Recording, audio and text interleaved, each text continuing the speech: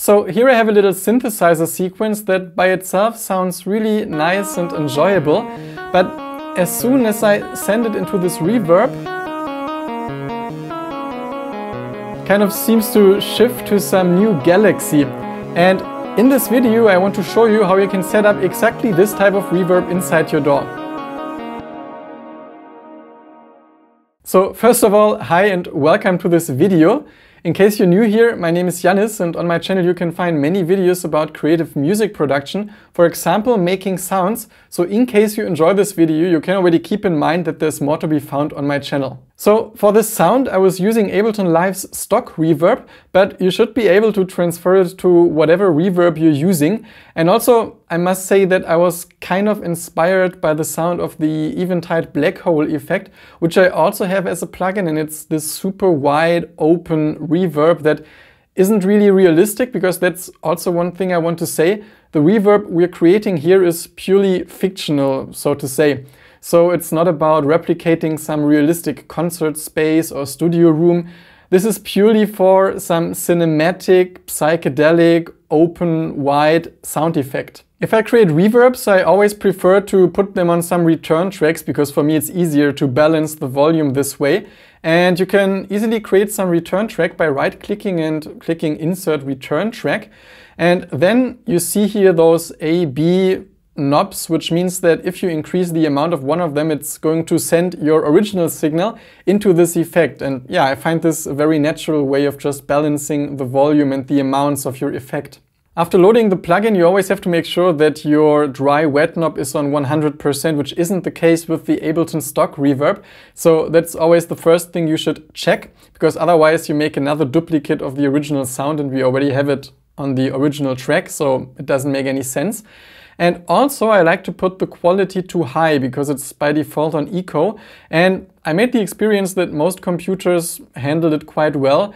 And also I made the experience that with the Ableton Live reverb I always have to work a little harder in order to make it sound good, so putting it on the high quality setting helps with making it sound better as well. Now we can just increase the ascent of our channel and see if we can start hearing the reverb,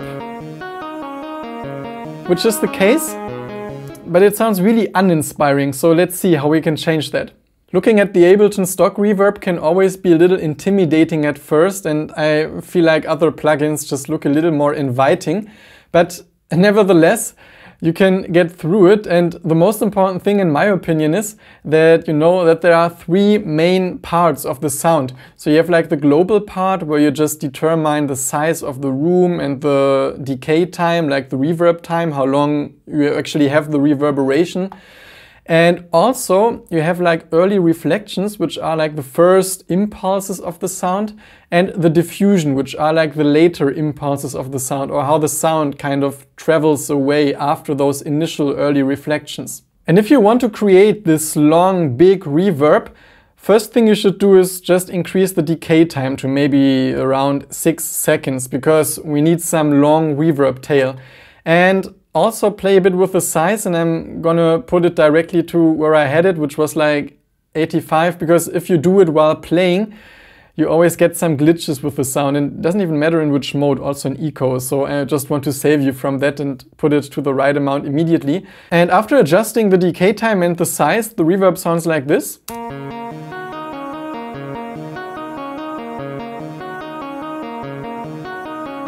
And like this, it's already going a bit more into the direction where we want to go. So let's just continue with, for example, the pre-delay. It's basically also part of the global settings. It just means that the signal of the reverb comes a little later than the original signal. So if this is on, it only goes down to 0.5, which means it almost comes at the same time as the original signal. But for the long reverbs, it's also, I mean, I said we're not going to make a sound that is realistic, but still it is a bit realistic that the reverberation comes a little after the initial sound, especially in a large space. But it also sounds better, because then you have a better separation of the original signal and the reverb sound. So I suggest putting this to about 30. And also we should look now at the early reflections and the diffusion, because As I mentioned, the early reflections are more like the initial part, and you can listen to them by just putting the diffuse knob to -30, like the lowest amount possible. And also sometimes it's good to solo the effect channel so you can only listen to the effect and see what's happening.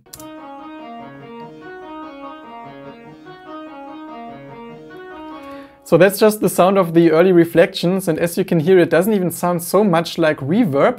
And you can also shape the reflection sound with the shape knob here. Although it's not the biggest difference, but I like it more here because the sound is a little more open. And also a fun thing is to add some modulation to the early reflections, because you have this spin here, and here you can see how it basically, like a chorus, modulates the sound. And I usually like to have it at some speed at like 0.5 and maybe amount of 17, like around here. So there is some modulation, but rather subtle, because it quickly sounds goofy if you push it too much. And now we can do the same for the diffusion. So we put the reflections to -30 and put the diffusion to the audible volume and see how they sound isolated.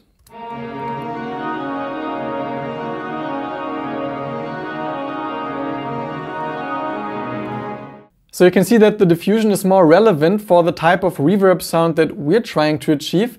And also you have some further possibilities of tweaking it with the density and the scale. And the density means basically how thick it sounds, so it's always a bit abstract.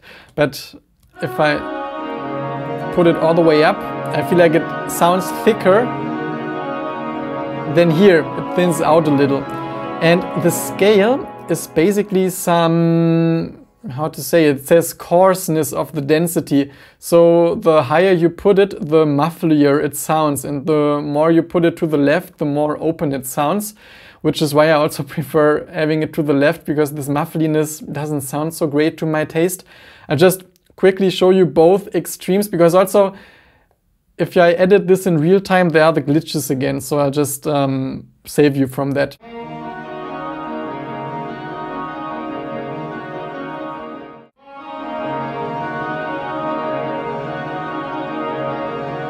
And for our reverb sound here, I really like to put the scale to around 20%, but put the density higher. So this way we make the sound dense, but also clear. So, because the density can also be a bit muffly, but we kind of work against it with the scale. And this might sound a bit abstract, but don't worry about this at all. I'm always super intuitive with those knobs and not sitting there like some scientist saying like, okay, if the scale is at 10%, I want the density at maybe 90%, things like that. You just turn knobs until it feels good. And it might sound really simple, but in the end it just has to sound good, and it's always easier for me this way, rather than trying to explain everything as precisely as possible. And then you can basically mix the sound of early reflections and the diffusion. And for this sound I had the early reflections turned down a little because I was more interested in the later part. And I turned up the diffusion to about 4, and then we end up with this type of sound. And I just unsoloed the reverb, so now we also hear the original signal again together with the reverb.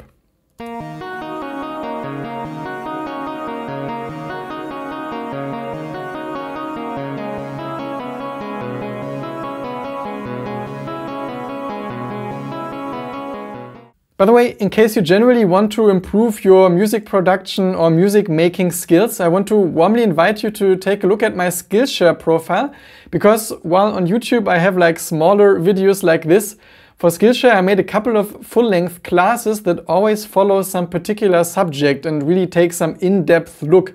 So for example, you can find one class about synthesizer basics, or another one about rhythm and understanding rhythm and using it more creatively inside your compositions and productions. And there's a link down below in the description with which you can register on Skillshare 1 month for free. Just try this class and also all other classes, see if it's for you, and otherwise just cancel anytime without any strings attached. And for the reverb settings, we're almost there. I always like to add a little bit of chorus, but a very slow one, with a high amount, but very slow, so it's just some ongoing modulation. on a very slow speed, so it's not so obvious.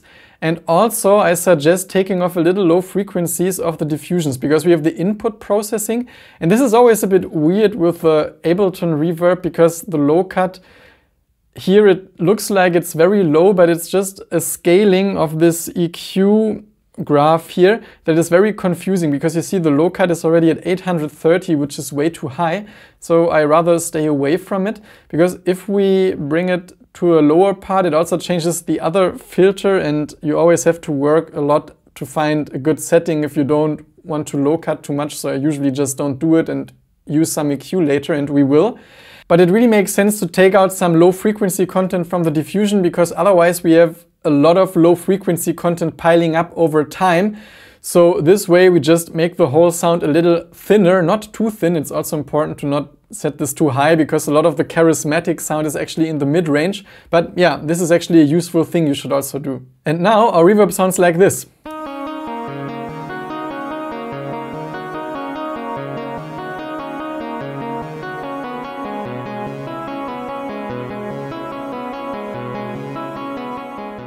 And for the reverb, we kind of did everything that we can do inside this one effect. But the great thing about using return tracks is that we can just add other effects on this return track that don't mess with the original signal. So if you're still wondering why you should use some return track, just imagine that if you put the reverb on the original signal, you couldn't just add some EQ right now that only affects the reverb sound, because if you put some EQ on it, it would also affect your original sound.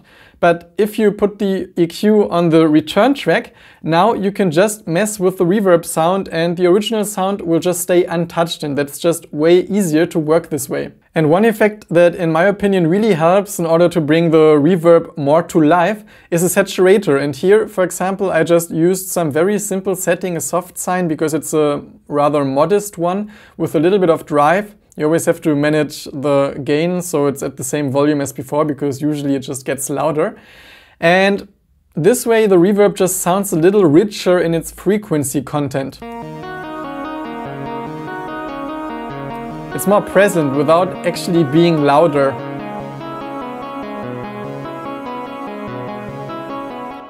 And I'm also some huge fan of adding some EQ to the reverb, because usually you can just fine-tune it a little more into the direction where you enjoy it.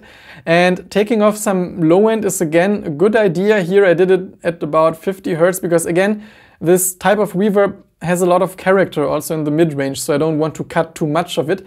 And then I gave it quite some boost at about 400 Hertz, because I felt like it needs more of the mid-range even. And let's just listen first without the EQ, and then I'll just switch it on.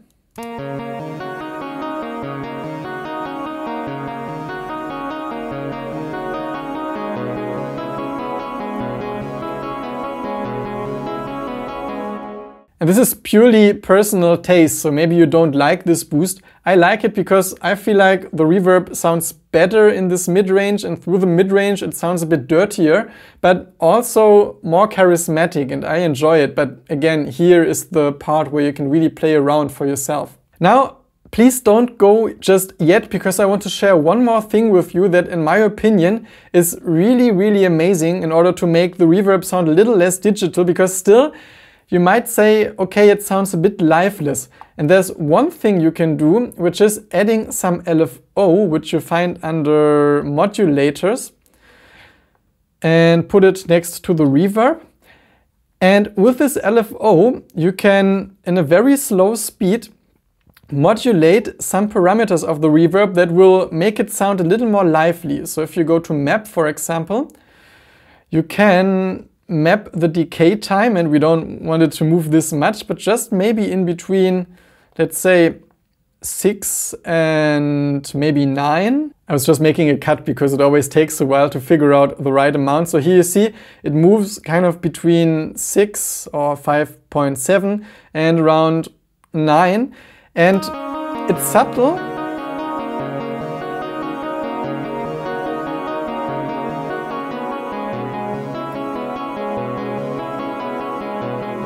But I mean, that's also a headphone thing, but you can hear that it sounds like it moves a little more, which, if you do it to a couple of parameters, can really add some character to your reverb. And a few things I like are also adding it to, for example, the pre-delay, but just again a little. I'll figure out the amount quickly.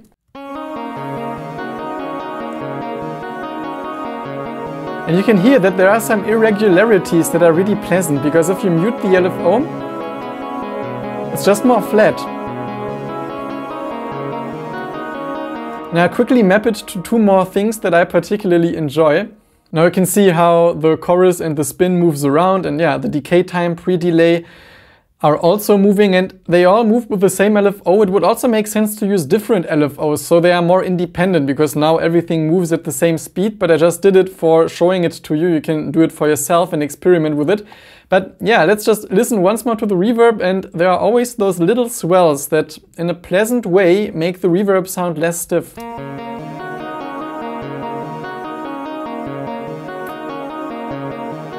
Compared to without.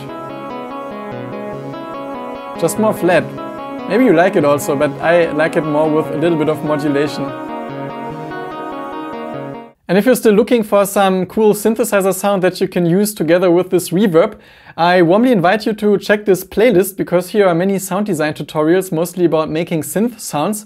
And also here's another one with just a couple of tips and tricks on general music production and composition. And apart from that, I just wish you inspiration with whatever it is that you create, and really hope to see you soon again at this channel. Bye!